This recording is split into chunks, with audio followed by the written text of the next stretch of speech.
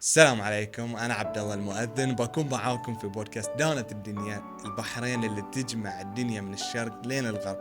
في كل حلقة بنتعرف معاكم على شخصية جديدة. يا هلا ومرحبا فيكم. Today with a special person here, as I said, Uncle Peter.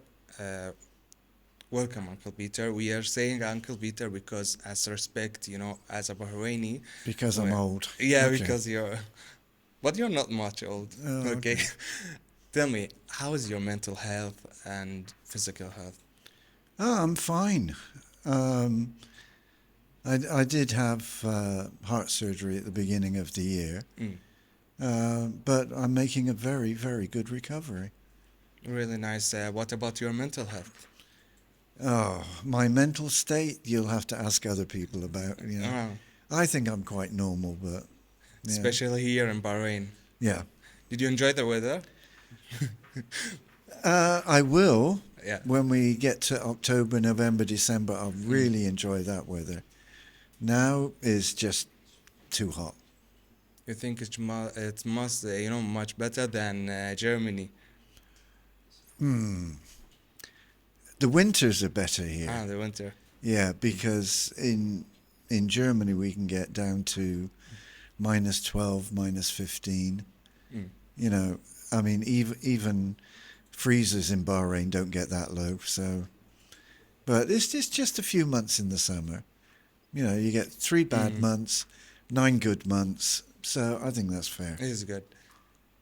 Okay, you told me, I hear about that actually, that you was here in 1983 in Bahrain. That was the first time I came here. So you stayed for 15 years. How you can you stay from that time until 2023? You said 15 years. So Well, I've moved around a bit. Most of my adult life I've lived in Singapore.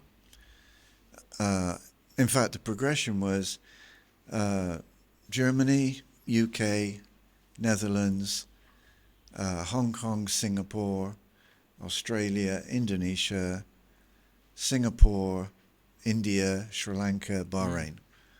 That's the places I've worked in order. Yeah. So you had a lot of experience from these all these countries. I've been around, yes. Why you choose to stay in Bahrain than other countries? What is the Well, reason? my family and a Bahraini family have very long links going back over 40 years. When I was studying in the UK, my roommate was a Bahraini, and weekends he'd stay with my family. Holidays I'd stay with his family. Then his brother came to Europe. Then my sister came to Bahrain. So the families are really mixed together. Yeah, we're their European aunties and uncles. So you feel comfortable in Bahrain? And I'm very comfortable. I mean, it's like an extended family. Yeah. Did you like the people here in Bahrain? Yes. I mean, you know, I could live in Singapore, Germany, UK, a couple of other countries. But I find this lifestyle here in Bahrain is really good. I mean, the vast majority of people, they're hospitable, they're courteous, they're friendly, they're funny. So, yeah, sure, I'm going to stay, But maybe I don't have the choice because in 83, Adari Park wasn't there, but Adari Pool was there. And you could go swimming in Adari Pool, and there were little really nice. fishes, yeah. Yeah. And the belief was that if you drank the water from Adari Pool, it would keep bringing you back to Bahrain. So maybe that's the reason I keep coming back to Bahrain. It's really nice. You feel attached to Bahrain from that time. From that time, yeah. What about your career in Bahrain? How did you develop yourself here in Bahrain all that time? I mean, Well, I've got 40 years experience in training tourism, hospitality, and related skills. a good reason to move is because every country you move to, you have to change and adapt what you're teaching. For instance, hospitality. Now, in some countries in Asia, not mentioning any names, but it's a big one, the friendliness of hospitality is missing. You have to teach hospitality, how to treat people. In Bahrain, I don't have to teach that because your parents already did it, you know? Yeah. But maybe I have to teach or train more on cross-cultural skills. But then again, you know, that's not really necessary. Most Bahrainis speak very good English. Unfortunately, they don't know how good their English is. Many times I get Bahrainis who speak really good English and they will apologize to me about their accent. And I thought, you've obviously never been to the UK, because there are places in the UK where the accent is terrible compared to the Bahrainis. Yeah. So, you know, we just have to adapt our training, and that's what makes it interesting. You see, if you stay in one country all the time, you're going to train in the same way, in the same style, using the same methods. It's no challenge. But by coming to Bahrain, I had to adapt my whole training style to the local culture. So I was learning as well as the students. It's really nice. And I think you meant you went to a lot of places in Bahrain, you know, tourist places. Yeah. As you're already on tourism. I think, give me some places that you really loved, that when you went there, you really like it. You enjoyed so much to see or Well, you know, experience over there. the years, Bahrain has changed. So like I said, in the early 80s, I used to love going to Adari because it was calm, it was water. I mean, now there's an amusement park. I remember, you know, before the National Museum was built, there was a museum, but it wasn't too hot. The new National Museum is really interesting. I try to go twice a year because they change the presentations and exhibits every now and then. It's in a nice area. It's very interesting. And, you know, I am interested in the history of a place that I come to. You know, I think one of the reasons why Bahrain is, you know, doing as well as it is doing is, you know, for thousands of years, you know, back to the time of Delmon and Tylos, it's already been a crossroads, you know. So they have a cultural understanding of different people. Then there was the time of the Ottoman Empire and the British being here. And, you know, those could have been negative experiences. But, you know, Bahrain has chosen to learn from them, take on the good bits and leave the bad bits. I mean, I collect old Bahraini stuff. Like stamps, postage stamps. Yeah, your generation don't send letters, so. But in the old days, we used to stick a piece of paper onto an envelope and send it. And I've got stamps from the UK, but they've been overprinted for Bahrain. Yeah, and it's, I think, tying back to history helps you understand a culture. Yeah, I mean, you don't know where you're going unless you know where you've been. Yeah, so I would urge anyone who watches this podcast, go to the National Museum. It's worth an afternoon of anybody's time. But then you have, like, the souk in Manama. Yeah. Completely different again. I mean, that's really oldie Bahrain. You know, now I don't get lost in the souk like I used to years ago. But when my sister came here, it's probably one of the most interesting places she went to. Why? Because we don't have them in Europe, you know? And I think Bahrainis, like many Europeans, when they go overseas, they're looking for something different. You know, they don't want the same thing they see at home. They want to, what am I going to experience that's new? And, you know, there's, for myself personally, there's the food, you know, the character of the people, the history. Unfortunately, not the language, because Arabic is, a bit difficult, to say the least. Yeah, from the difficult language. Yeah, it's a very difficult language, yeah. In fact, I found Chinese easier than Arabic. But then again, I was in Singapore, which is, I was there for about 25 years, and Chinese is one of the major languages spoken. So I obviously had more time to pick it up. Okay, let me say you have, you know, you love so much, you know, the historic places, you know, the culture more, the things that focus more about the cultures. As I know, you have, you know, you collect some old things here in Bahrain, like old watch, TV. You have, I think, in your house, or Yeah.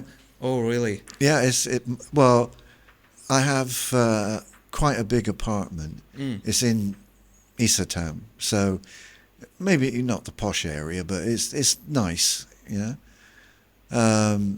And it's 2-bedroom. Well, I'm actually living here alone, so 1 bedroom I turned into like a guest room. Although my friends' kids call it the museum. You know, I still have wind-up gramophones. Wow. You know, Mini museum, you can say. It's like a mini museum, yeah. And I've got newspapers going back, you know, 100 years.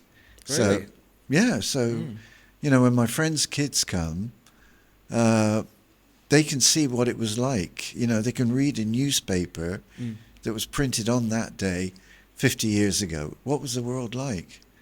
Because, like I said, if you don't know where it's been, you don't know where it's going. And history is very important. I mean, it reflects on our culture, everything, you know. So, yeah, I've got old Bahraini banknotes when your currency was the rupee.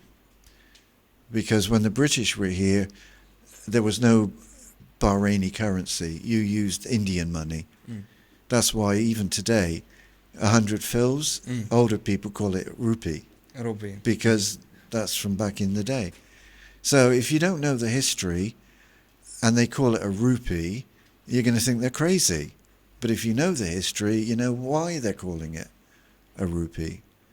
You know, and plus I bought a lot of stuff with me from Europe. You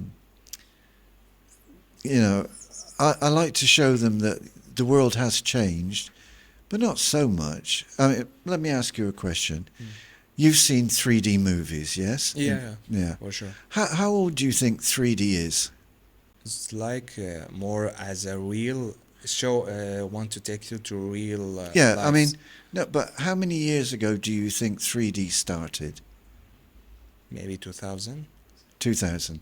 Would you be surprised if I told you can come to my house, I will show you a 3D viewer from 1880. Really? It's been going on that long. As soon as photography started, 3D started. Yeah. So people, you know, again, we have the Airbuses, 2 levels. Already done in the 1950s. There was a thing called the Constellation, I think it was called. That had 2 double-decker. So there's nothing new under the sun, you know? But it's good to know what there was before. Oh, sure, nice. And for me, I didn't focus more about the historic places. I just, show how your identity, like the culture, the things that a lot of people they miss it now. Even if you talk any kid now about these things, he will say, "What is it?" So it's a good thing that you are bringing all these things and make your mini museum. Everyone should come and see it. It's really nice. Oh, you can do a You can open it podcast for the there, yeah. people. But you have an advantage over Europeans because your name is your father's name and your grandfather's name and your great-grandfather's name. But it's just a name. You don't know anybody. You don't know anything about those names.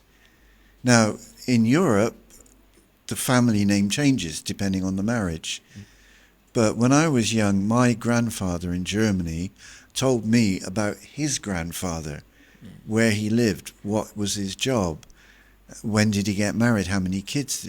I know my history back to my grandfather's grandfather. I know who I am, I know where I'm from. We're nothing special. We're peasant farmers. In fact, I was born on a farm. 13 houses, 13 families, that was it. Yeah, I mean, we didn't get electricity until I was 9. But the world changes, I change.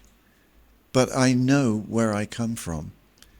So, my advice to you, if you're lucky enough to still have your grandparents alive, go round one Friday afternoon, have lunch, and then say, tell me about your mum and dad and your grandfather. Oh. Yeah. Tell me about your life. What was it like when you were alive living with the British? Yeah?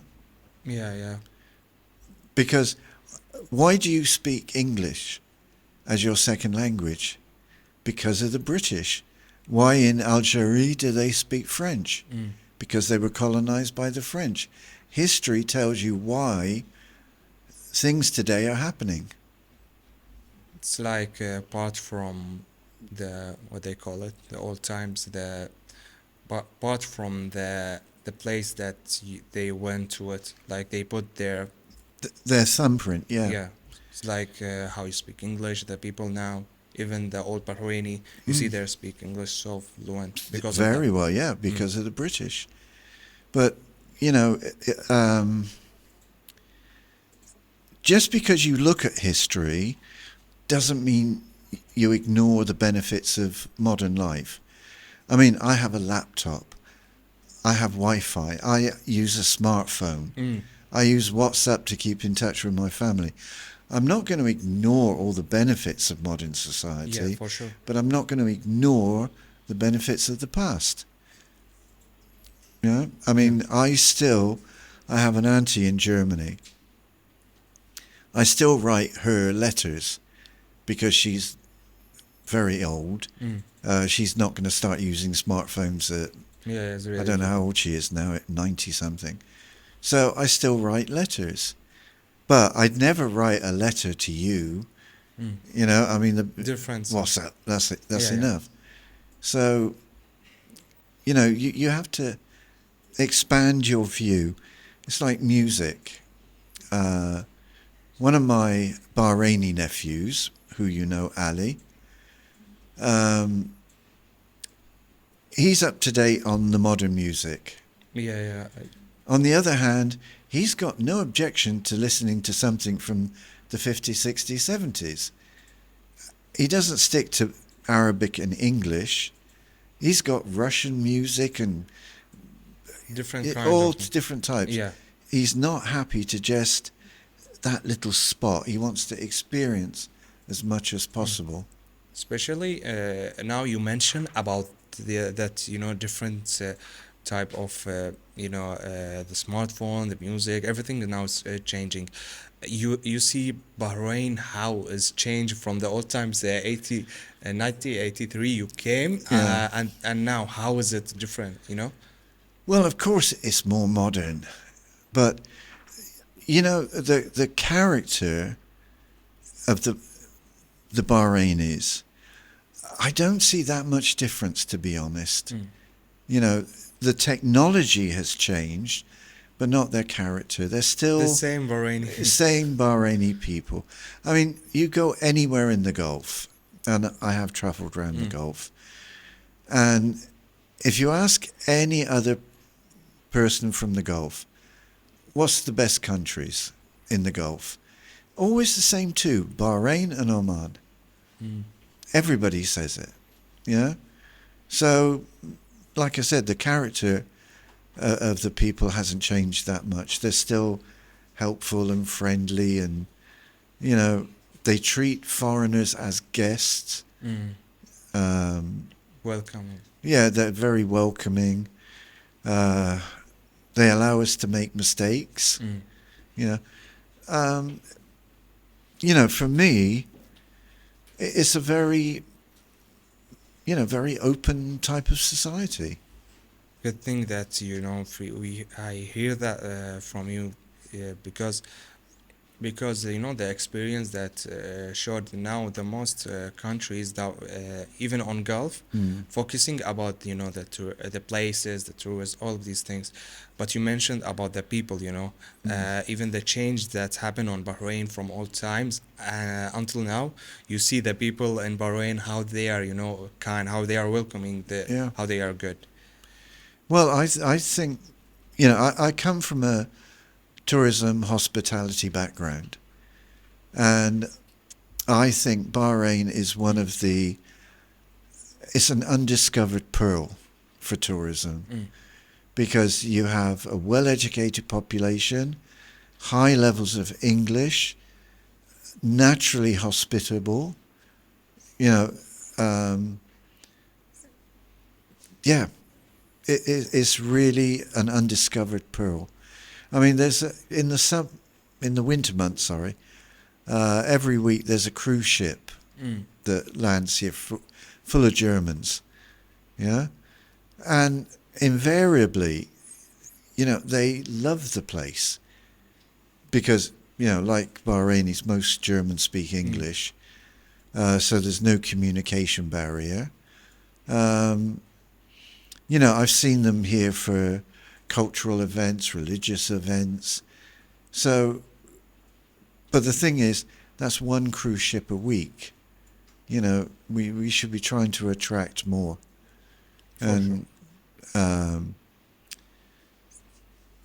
you know, I think it's good that the government is having this Bahrainization policy, because when you go to a hotel, do you want to experience Indian hospitality, or do you want to experience Bahrain hospitality?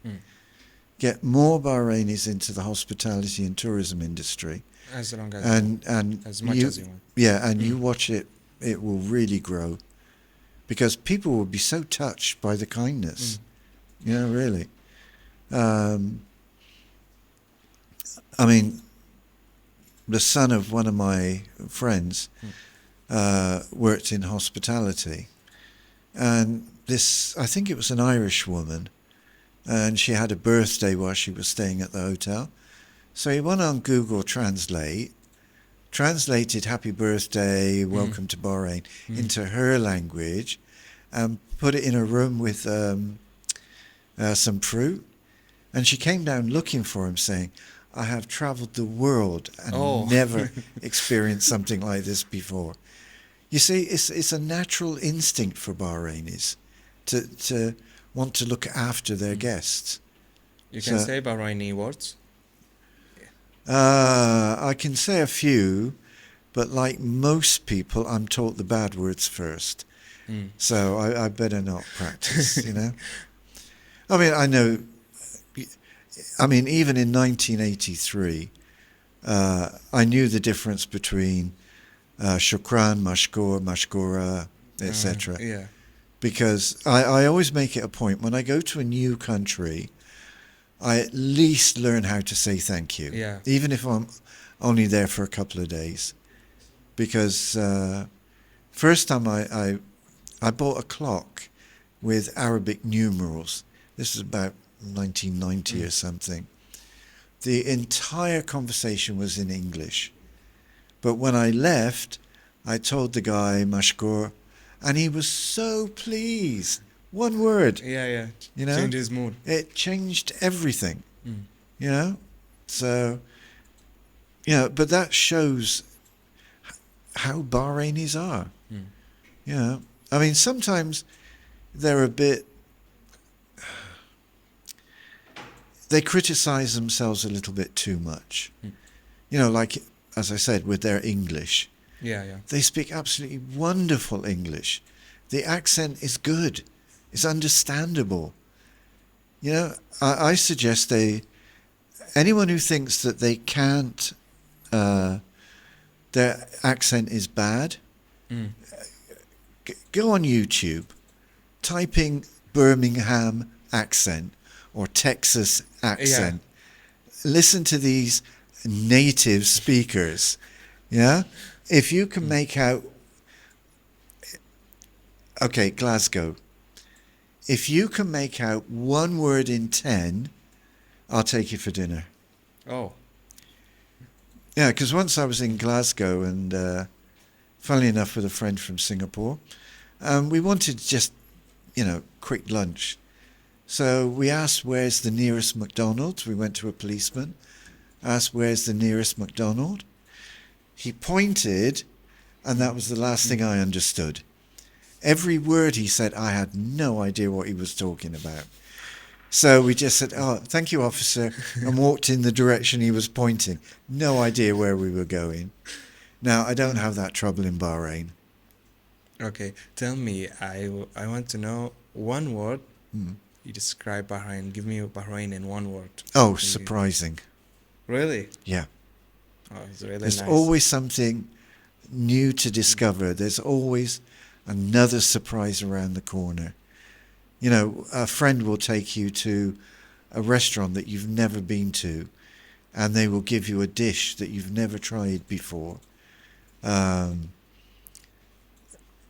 There's always something around the corner that's going to make you go, oh, you know? So, surprising. Surprising. Yeah. Especially the food too. You're surprised by matchboos. Well, not anymore, but, you know. But then you see different people have different recipes.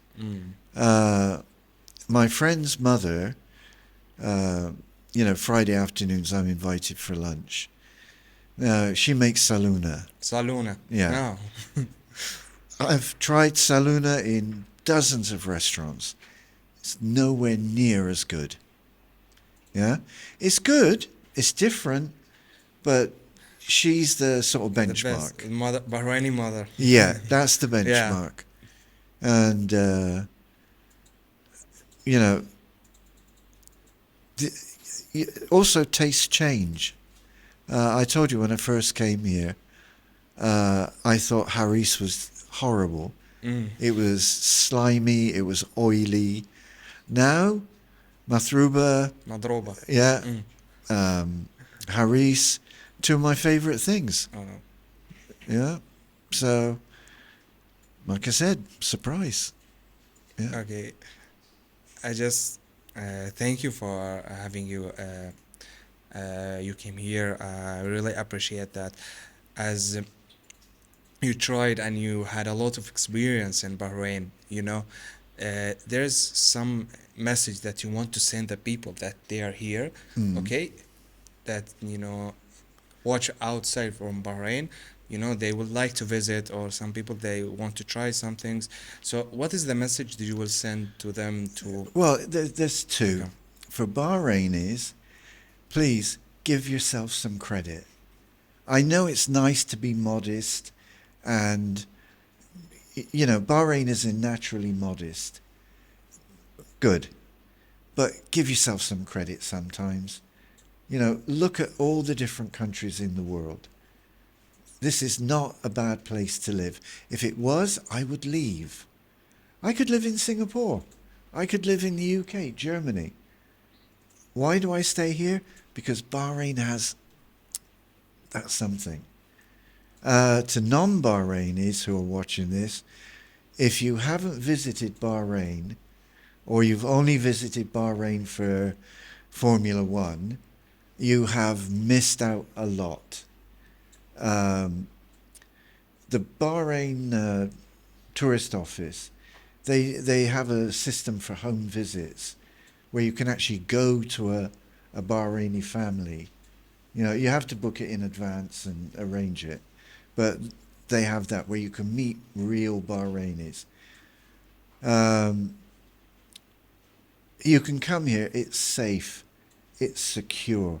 When I first came here, some of my family were a little bit worried that, you know, I'm moving to the Middle East. And I told them, I said, I'm going to Bahrain, not Baghdad. You know, they are worlds away. So you come to Bahrain, you're going to have a good holiday. You're really going to enjoy it. But perhaps don't come in July and August. Yeah? Then it's a bit too hot. You can always tell the tourists who've just arrived in July and August because they walk around with tomato-coloured skin. So, but other than the 2 summer months, yeah, you come here. It's got history, it's got culture, it's got good food.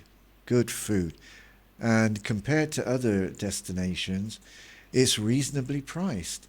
I mean, it's not as expensive as going to Europe. Europe is much more expensive. So you want something truly different, come visit Bahrain. Yeah. I'm Really sponsored nice. by the Bahrain Tourist Office. Thank you, Uncle Peter, to meet you here, and really happy I see maybe I had here too a lot of things I didn't know actually from your experience, and it's a really nice message that you say to the people. في النهاية أتمنى أن استمتعتون في هذه الحلقة اللي هو في البودكاست نفسه في دانة الدنيا اللي هي البحرين اللي احتضنت هذه الكوكبة من الأشخاص الموجودين مثل العم بيتر. أتمنى أن استمتعتون، ولا تنسون تشتركون في القناة وتفعلون زر التنبيهات. شكرا لكم ويعطيكم ألف عافية أن أنتم إلى الآن موجودين. سلام.